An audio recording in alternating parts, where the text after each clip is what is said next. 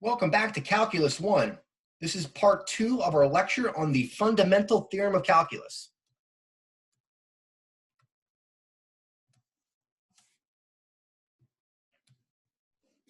All right, we left off in the last part introducing the version for the fundamental theorem of calculus that says something about evaluation of definite integrals, evaluating them by using the antiderivative for the function. Now, what we have here is the standard way to write that version for the fundamental theorem of calculus. It's for a definite integral, and we evaluate this definite integral by plugging in the endpoints b and a to the antiderivative and then subtracting those values. Now, this all hinges upon us having or being able to find an antiderivative for that function, little f of x. And sometimes we can do that. A lot of times that's rather complicated, which is what you'll be learning towards the beginning of Calculus 2, other ways to find antiderivatives, but that's not right now.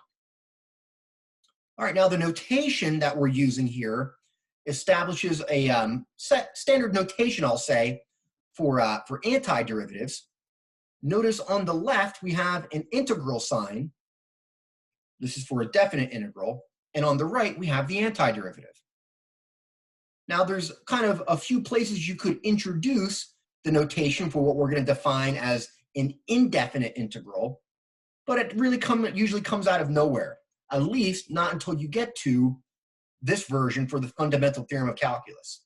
So I like to wait to address the notation for indefinite integrals, which really are antiderivatives, until after I've introduced this version for the fundamental theorem of calculus, the version that says something about evaluating definite integrals.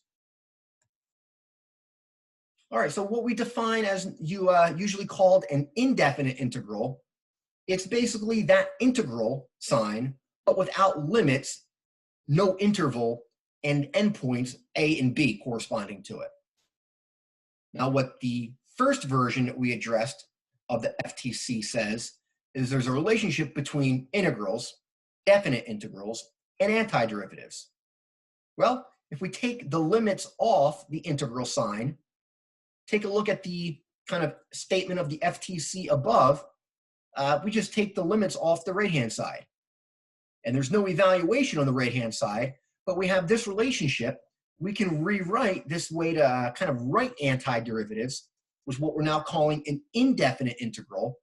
We can say the indefinite integral of little f is capital F, provided we interpret capital F as an antiderivative of little f.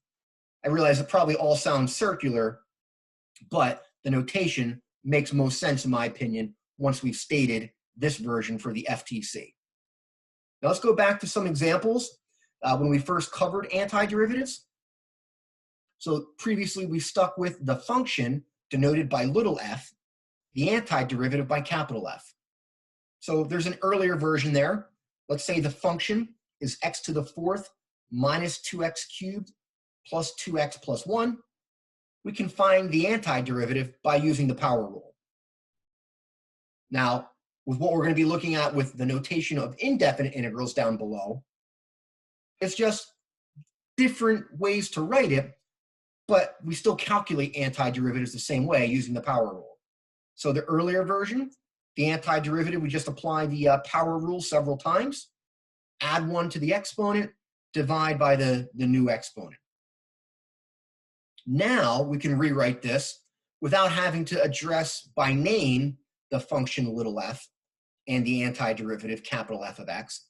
We can just write that all kind of compactly, expressing the relationship between integrals and now derivatives.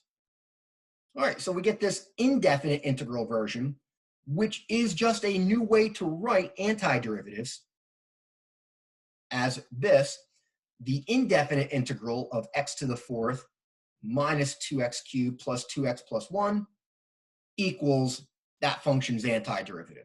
And we get that by, again, applying the power rule. All right, now hopefully this notation makes sense.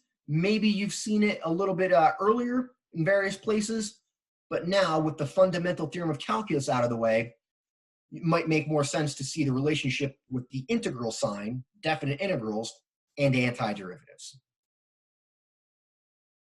All right, now we can get to the second version for the fundamental theorem of calculus. The first version said something about evaluating definite integrals. The second version that we'll be getting to expresses the fundamental relationship between differentiation and integration. All right, now before we state this relationship, we have to kind of get some ideas out of the way. And I think there's two ways from what we covered earlier in the course to see what this relationship is. We've been hinting at it. Now we're going to make that relationship more precise. All right, the first time we saw the relationship was when we first introduced antiderivatives.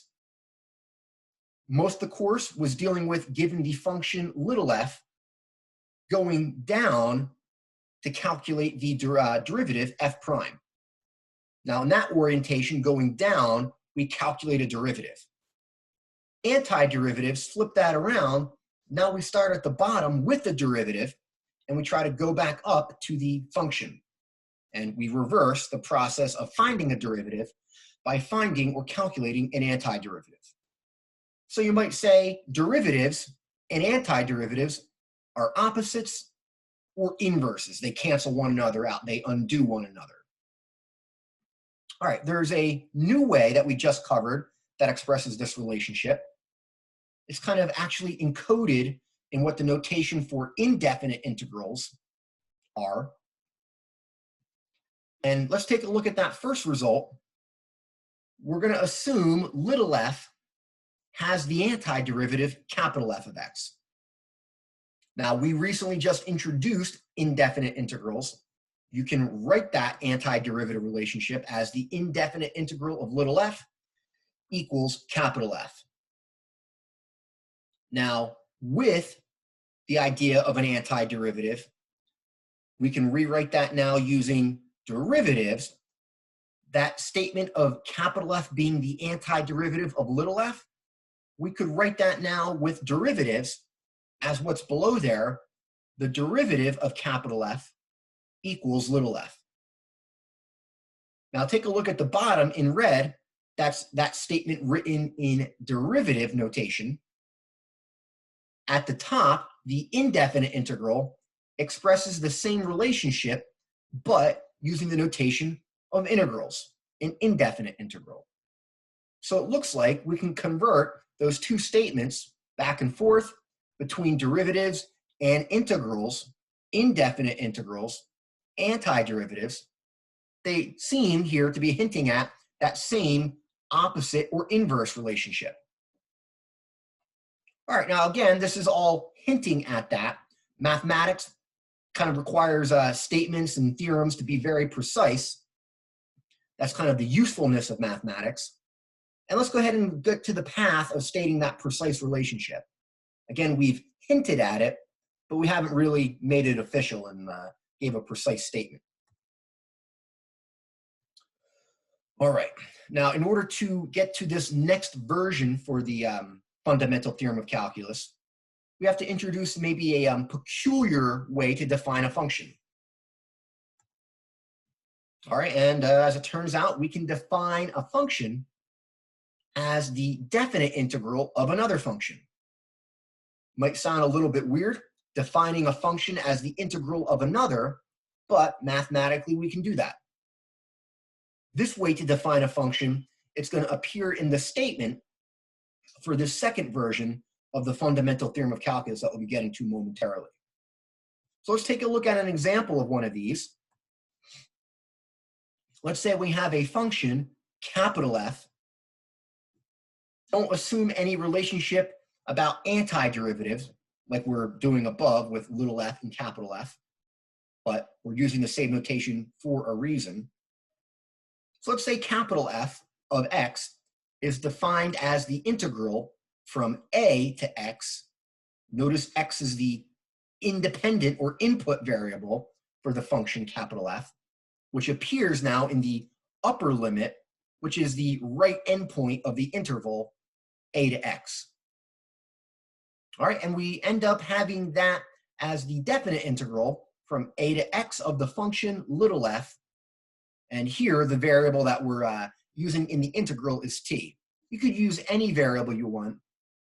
Just don't use x, since we're going to reserve x for the input variable of the function we're defining, capital F. Mathematicians are very boring. We always use x for the variable, except here we're using t. All right, so let's take a look at what this kind of means. We defined a function as the definite integral of another.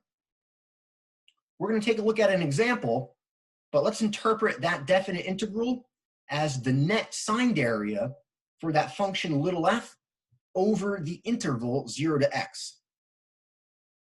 Now, the integration variable is t. T is changing.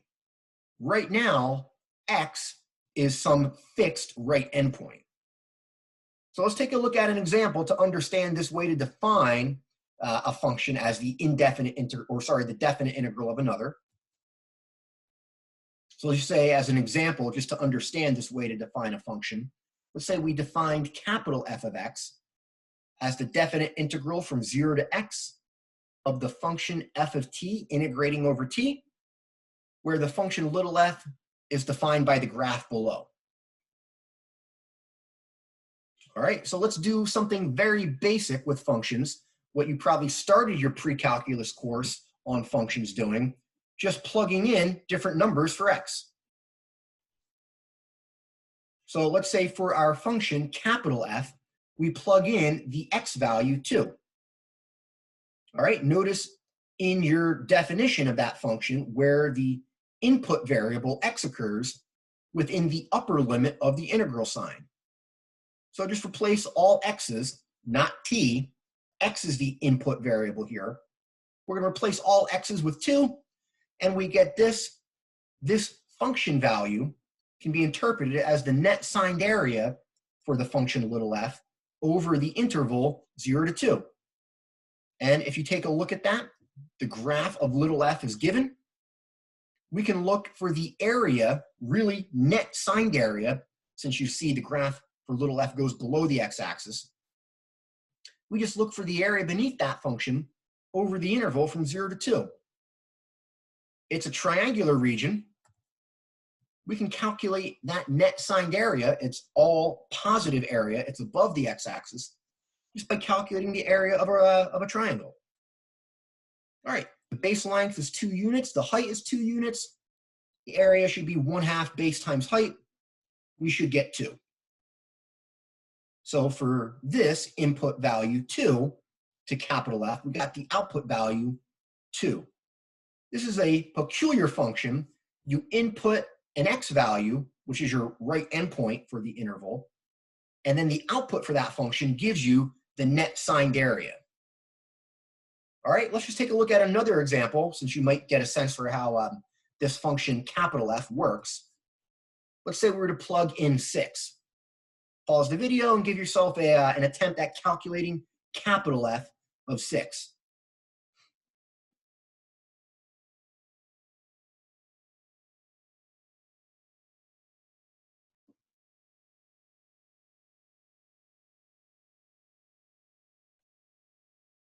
Okay, we're still going to interpret this definite integral as net signed area, but over the interval 0 to 6, the graph of little f stays entirely above the x-axis. So we know we're going to get strictly positive area here. And on the interval 0 to 6, we can split that area into a triangular region plus a rectangular region. And if we just apply the previous result, we found that triangular region has area of 2 units. The length of the rectangle is 4 units. The height is 2 units.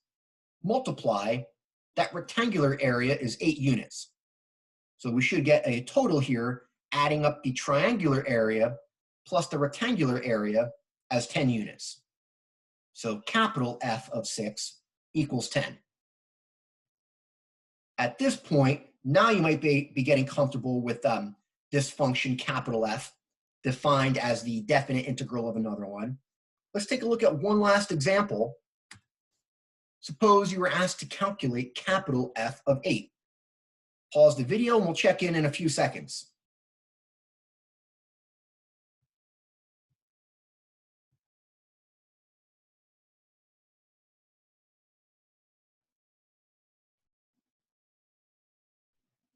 All right, welcome back. This is pretty much the same thing. We're just lengthening the interval over which we're calculating the net signed area. So here we're looking for the net signed area over that entire interval from 0 to 8. Over that interval, the graph of little f is both above and below the x-axis. Any part where the graph above for that region corresponds to positive area, the part below would be negative area. All right, so we can split the part above the x-axis. This is for the interval 0 to 7. There are two triangular regions at the left and right. In the middle is the rectangular region.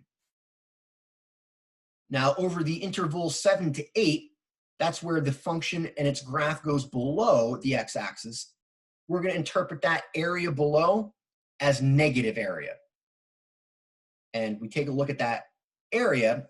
The size of it is a triangular region, 1/2 base times the height. The base length is 1. The height, although it's oriented down, is 2 units. So we get that triangular region below the x-axis there over the interval 0 to 7 to 8 is going to come out to 1. All right, and if you calculate that, well, notice we get the same value as above for capital F of 6. This again comes out to 10. The kind of little triangular regions above and below at the end there, they canceled out. All right, now this is one way to understand what a function defined as the definite integral of another does. You can interpret that as net signed area. If you continue through mathematics, you'll see other functions defined as integrals of others, but we'll let that come up naturally where that occurs in the calculus sequence. All right, now the reason we were looking at this way to define a function is this way to define a function appears in the second version or statement of the fundamental theorem of calculus, which we're now ready to get to. So at this point, let's go ahead and get to it. This is another version for the fundamental theorem of calculus. It's as important as the first version. The first version was saying something about evaluating definite integrals. This version says something about the relationship between derivatives and integrals, something about the relationship between differentiation and integration. All right, so notice in here we have a function little f. We're going to assume it to be continuous over the region or interval a to b. And the function capital F is defined, as we just saw, as the definite integral from a to x of that function little f. Now, we've been hinting at the relationship between derivatives and antiderivatives. There's an inverse relationship. They cancel one another. This version precisely establishes that. So what it says is if we have a function capital F defined as an integral, if we differentiate capital F, in other words, if we differentiate an integral, it cancels out. Now look at this as a two-step process. We have a function little f. To get to capital F, we first find the definite integral or integrate little f. So if we start with little f, here we're first integrating that to get capital F. Then if we differentiate capital F, differentiate the integral, inverse operations doing something in its inverse should cancel out. You should get what you start with, and that version kind of at the top there gives us that relationship. If you integrate little f and then differentiate it, you basically get little f back. So we state here the conclusion, capital F prime equals little f. looks very much like notation for antiderivatives that we saw earlier. We most recently rewritten or rewrote antiderivatives as indefinite integrals. Everything is related. Now we're making it precise. Now, this version for the fundamental theorem of calculus, I think, is best understood as that last line. You kind of see the operations of differentiation, the differential notation d over dx, and how it fits with calculating an integral, the definite integral from a to x. It looks as if they cancel out, leaving you with just little f. It gets a little bit confusing because we're involving the variable t in the definite integral, but we're differentiating with respect to x. So we get little f of x as the end result here. All right, let's take a look at some examples to kind of maybe see what this is kind of saying. It's a little awkward with the notation. Sometimes it doesn't sink in until we actually take a look at least one simple example. All right, so let's take a look at a really simple one. Let's say we define a function, capital F, as the definite integral from 0 to x of the function t squared. Now, what the fundamental theorem of calculus states, notice in this version for the fundamental theorem of calculus, the function capital F, defined as an integral, the lower limit is a number, the upper limit is the variable x, which is what we have here. The lower limit is 0, upper limit is x. What the fundamental theorem of calculus, this version says, is the derivative of capital F should just be basically the function that we're integrating. The function here is t squared. Due to how these operations work, the answer is not t squared, but x squared. All right, so the fundamental theorem of calculus here, this version, says we should get capital F prime as x squared. Now, I like this version or example because it's rather simple. We can actually find the antiderivative for t squared. Just apply the power rule. The antiderivative would be 1/3 t cubed. Since this is a definite integral, we plug in the limits, x, and subtract when we plug in 0. And what we get by evaluating the definite integral is that capital F of x equals 1/3 x cubed. Now you might be able to understand this relationship, that differentiation and integration are inverses. Capital F of x, which was originally defined as the integral of t squared, capital F really just equals 1/3 x cubed. If you now differentiate 1/3 x cubed, no surprise that you get x squared. We get the same result either by applying this version of the FTC or by direct evaluation. Now, there's some examples, like the one that we'll be getting to, where we can't directly evaluate the definite integral.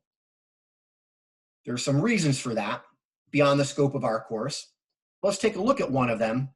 Even though we can't directly evaluate the definite integral and then differentiate that result like we did here, we can still get the derivative applying the FTC, this version. All right, so let's say we have the function capital F defined as the definite integral from 0 to x, from a number to the variable x.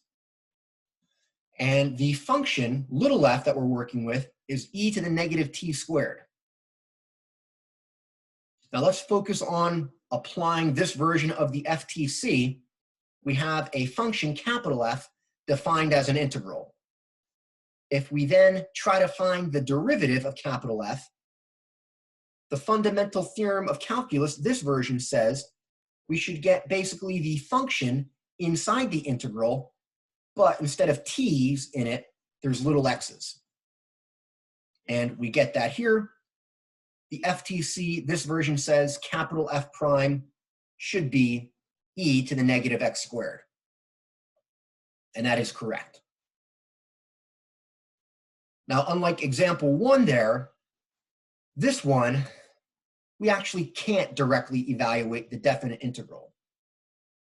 And I assure you, no matter how hard you try, that function, e to the negative t squared, doesn't have an antiderivative. Now be careful. What I mean by that, and what most math professors mean by that when they say a function doesn't have an antiderivative, is that it doesn't have an elementary antiderivative. Basically, there's not a simple antiderivative that we can write down using functions that we're familiar with. All right, so there's no antiderivative for us to apply the fundamental theorem of calculus. But we can still differentiate this function, capital F, by using this version of the FTC. All right, now I just want to make sure you have a foundation for moving on. What this version really says is that every continuous function has an antiderivative. Now, example 2 here says the antiderivative might be a function defined as an integral. But that is still a way to define an antiderivative. This version basically says every continuous function has an antiderivative, but there's no guarantee that it might be an elementary antiderivative, something that you can evaluate like what we see in example 1 here. All this will be established a little more thoroughly through Calc 2 when you have, I'll say, more tools to find antiderivatives. All right, let's move on. Let's take a look at one last final example.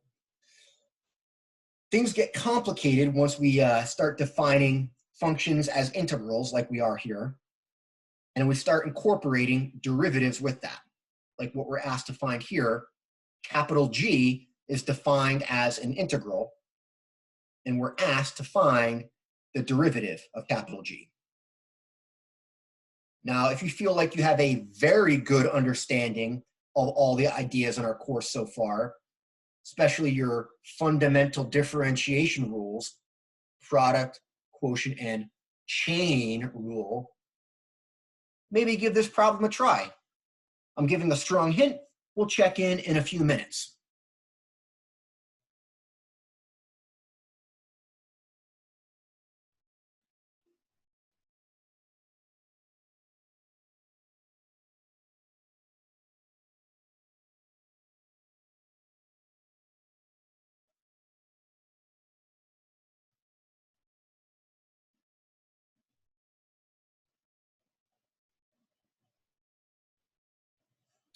All right, this one gets a little complicated. So we were recently talking about a new version for the FTC, the version that says something about the relationship between derivatives and integrals, differentiation and integration. But what the FTC says is if we have a function defined as the definite integral from a number to x. Notice in the way we defined capital G here, the integral goes from 0, not to x, but from 0 to x cubed. So we can't apply that basic version of the FTC that we just introduced. Well, let's try to see what's going on to really understand this. Let's define capital F of x as the definite integral from 0 to x. The function that we're integrating inside the integral is the same cosine of t squared. Okay? Now, this looks like something that we can apply the FTC to. We have a definite integral going from a number to just x.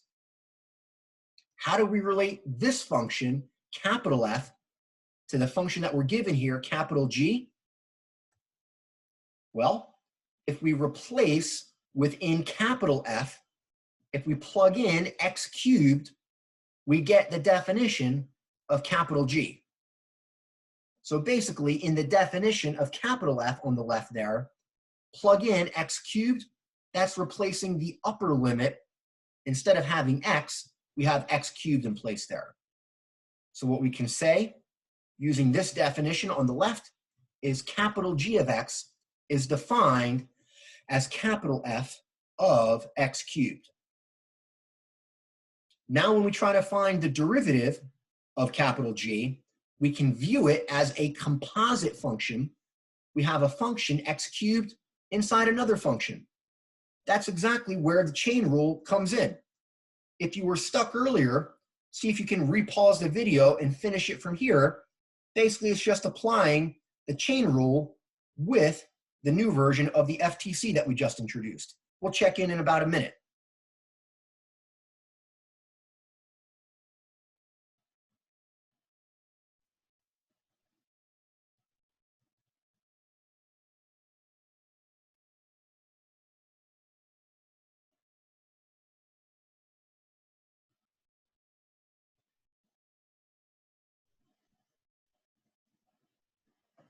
All right, let's get to our last example here. This is a more conceptually difficult problem, the one that's computationally challenging. All right, now to incorporate the FTC that we just introduced, that specific version, with our definition of capital F here, what the FTC would say is the derivative of capital F is just cosine, but not of t squared, but cosine of x squared. All right, derivatives and integrals cancel out. That's what we have here in our calculation of the derivative of capital F using the fundamental theorem of calculus. So what we know, looking at the right there, we know the derivative of the outer function. All we have to do is incorporate the chain rule. Recall that we apply the chain rule by differentiating the outer function, keep the inside the same, and then multiply by the derivative of the inner function. So we just apply that here. The derivative of the outer function, we just write that as capital F prime of x cubed, and keep the inside the same. And then at the end, we multiply by the derivative of the inner function, which is x cubed. That derivative is 3x squared. Now we can just use our derivative for capital F that we found with the FTC. And if we plug x cubed into that, into capital F prime, just be careful. In the definition of capital F prime, there's cosine of x squared.